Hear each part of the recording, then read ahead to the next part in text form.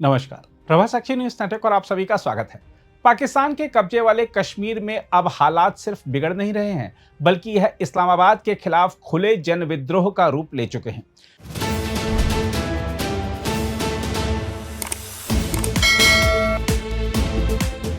जिन लोगों को पाकिस्तान दशकों से अपने कब्जे का हिस्सा बताकर दुनिया के सामने कश्मीर का झूठा राग अलापता रहा, वही लोग आज सड़कों पर उतरकर उसके दमनकारी चेहरे को बेनकाब कर रहे हैं। आटे पर सब्सिडी, बिजली दरों में कमी, रोजगार, राजनीतिक प्रतिनिधित्व और नागरिक अधिकारों जैसी बुनियादी मांगों को लेकर शुरू हुआ आंदोलन अब पाकिस्तान की औपनिवेशिक नीतियों के खिलाफ व्यापक जन आक्रोश में बदल चुका है। जम्मू कश्मीर ज्वाइंट अवामी एक्शन कमेटी के नेतृत्व में चल रहे इस आंदोलन को कुचलने के लिए पाकिस्तानी सेना, रेंजर्स और पुलिस ने जिस बर्बरता का प्रदर्शन किया है, उसने पूरी दुनिया को झकझोर कर रख दिया है। निहत्थे प्रदर्शनकारियों पर गोलियां चलाई गई, लाठीचार्ज हुआ, आंसू गैस के गोले दागे गए और इंटरनेट सेवाएं बंद कर पूरे क्षेत्र को अंधेरे में धकेल दिया गया। विभिन्न रिपोर्टों के अनुसार अब तक दर्जनों नागरिक मारे जा चुके हैं और हजारों गिरफ्तारियां हो चुकी हैं। रावलाकोट, मीरपुर, कोटली, भीमबर और पुंछ जैसे क्षेत्रों में हालात विस्फोटक बने हुए हैं। सबसे बड़ी विडंबना यह है कि जिन लोगों की जमीनों को डुबोकर मंगला बांध बनाया गया, उन्हीं लोगों को आज आसमान छूते बिजली बिल थमाए जा रहे हैं। पाकिस्तान की अर्थव्यवस्था को ऊर्जा देने वाला यह विशाल बांध स्थानीय जनता के लिए अभिशाप बन चुका है। हजारों परिवार उजड़ गए, लेकिन पुनर्वास तक नहीं मिला। प्राकृतिक संसाधनों का दोहन पाकिस्तान करता है, लेकिन उसका लाभ स्थानीय जनता को नहीं मिलता। यही कारण है कि यह आंदोलन अब केवल आर्थिक नहीं, बल्कि अस्तित्व और सम्मान की लड़ाई बन गया है। पाकिस्तान ने तथाकथित विधानसभा और संविधान का ढांचा तो खड़ा किया, लेकिन असली सत्ता हमेशा इस्लामाबाद और रावलपिंडी के हाथों में रही। वहां की विधानसभा महज कठपुतली संस्था बनकर रह गई है। हाल ही में आरक्षित सीटों को लेकर आए फैसले ने जनता के गुस्से को और भड़का दिया है। इन सीटों के जरिए पाकिस्तान अपनी पसंद की सरकारें थोपता है और कश्मीरी आवाजों को कुचल देता है। यही कारण है कि लोग अब खुलकर कह रहे हैं कि पाकिस्तान उन्हें नागरिक नहीं, गुलाम समझता है। स्थिति इतनी बिगड़ चुकी है कि पाकिस्तान ने संयुक्त अवामी एक्शन कमेटी को प्रतिबंधित कर दिया है। इसके नेताओं के सिर पर इनाम घोषित किए गए हैं।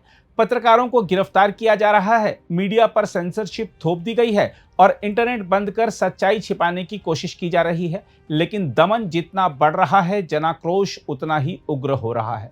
ब्रिटेन और अमेरिका में बसे कश्मीरी प्रवासियों ने भी पाकिस्तान के खिलाफ प्रदर्शन शुरू कर दिए हैं। यह वही प्रवासी समुदाय है जिसे पाकिस्तान वर्षों तक भारत विरोधी प्रचार के लिए इस्तेमाल करता रहा, मगर अब वही लोग इस्लामाबाद के दमन के खिलाफ दुनिया को सच बता रहे हैं।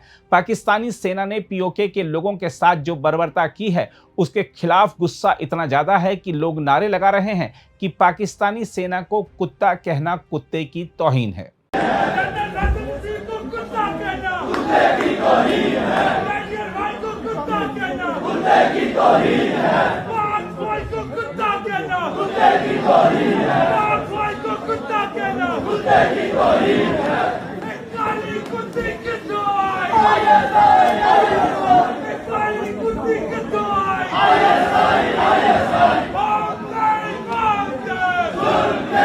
रणनीतिक दृष्टि से देखें तो यह पाकिस्तान के लिए बेहद खतरनाक स्थिति है। यह संकट उसे सीधे 1971 की याद दिला रहा है, जब दमन और सैन्य बल के सहारे पूर्वी पाकिस्तान को दबाने की कोशिश ने अंततः बांग्लादेश के निर्माण का रास्ता खोला था। आज पीओके में भी वही हालात दिखाई दे रहे हैं। जनता का भरोसा टूट चुका है और पाकिस्तान केवल बंदूक के दम पर कब्जा बनाए रखना चाहता है। लेकिन इतिहास गवाह है कि भय के सहारे किसी क्षेत्र को लंबे समय तक नियंत्रित नहीं रखा जा सकता। उधर भारत के लिए यह स्थिति सामरिक और कूटनीतिक दोनों दृष्टियों से अत्यंत महत्वपूर्ण है। जमीनी हकीकत यह है कि वैसे तो पूरा जम्मू कश्मीर भारत का अभिन्न हिस्सा है, लेकिन पीओके में पाकिस्तान का अवैध कब्जा है। अब जब वहां की जनता खुद पाकिस्तान के खिलाफ उठ खड़ी हुई है और भारत के साथ मिलने की बातें मुखर होने लगी हैं, तो सवाल उठता है कि भारत को क्या पीओके में सीधे हस्तक्षेप करना चाहिए। इस सवाल पर अंतर्राष्ट्रीय विशेषज्ञ बटे हुए हैं। कई विश्लेषकों का कहना है कि सीधे हस्तक्षेप की बजाय भारत को अंतर्राष्ट्रीय मंचों पर पाकिस्तान के मानवाधिकार उल्लंघनों को और आक्रामक तरीके से उठाना चाहिए। उनका कहना है कि भारत को संयुक्त राष्ट्र, यूरोपीय देशों और वैश्विक मानवाधिकार संगठनों के सामने यह प्रश्न मजबूती से रखना होगा कि आखिर पाकिस्तान किस नैतिक आधार पर कश्मीर की बात करता है जब उसके कब्जे वाले क्षेत्र में जनता को जीने तक का अधिकार नहीं है। कुछ विश्लेषकों का यह भी कहना है कि यदि भारत ने पीओके में सीधे हस्तक्षेप किया तो यह सीधे सैन्य दखल के रूप में देखा जाएगा और यह दो परमाणु शक्तियों के बीच संघर्ष का खतरा बढ़ा सकता है। वैसे भी पाकिस्तान लंबे समय से आतंकवाद और उकसावे की नीति अपनाता रहा है, इसलिए वह किसी भी प्रत्यक्ष कार्रवाई को युद्ध का बहाना बना सकता है। इसलिए भारत को अत्यंत संतुलित लेकिन दृढ़ रणनीति अपनानी होगी।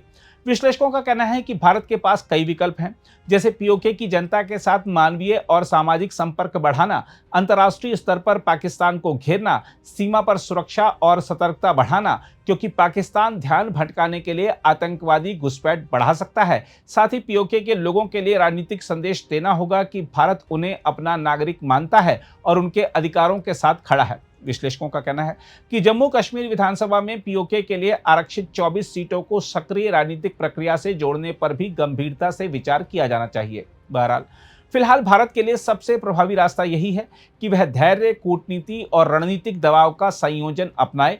पीओके में जो आग भड़की है वह केवल आर्थिक संकट का परिणाम नहीं, बल्कि दशकों के दमन, शोषण और राजनीतिक अपमान का विस्फोट है।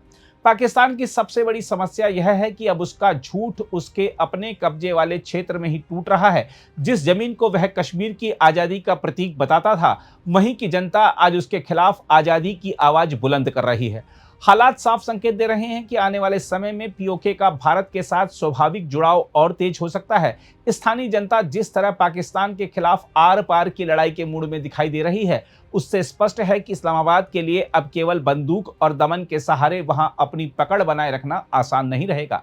स्थानीय जनता के भीतर पाकिस्तान विरोधी भावना लगातार गहरी हो रही है। यदि पाकिस्तान ने अपनी दमनकारिया नीति नहीं बदली तो वह दिन दूर नहीं जब पीओके की जनता खुद पाकिस्तान के कब्जे को खुली चुनौती देते हुए भारत के साथ खड़े होने का रास्ता चुन सकती है। अगर आप भी लेना चाहते हैं देश दुनिया की तमाम जानकारी तो आज ही सब्सक्राइब करें हमारे चैनल को।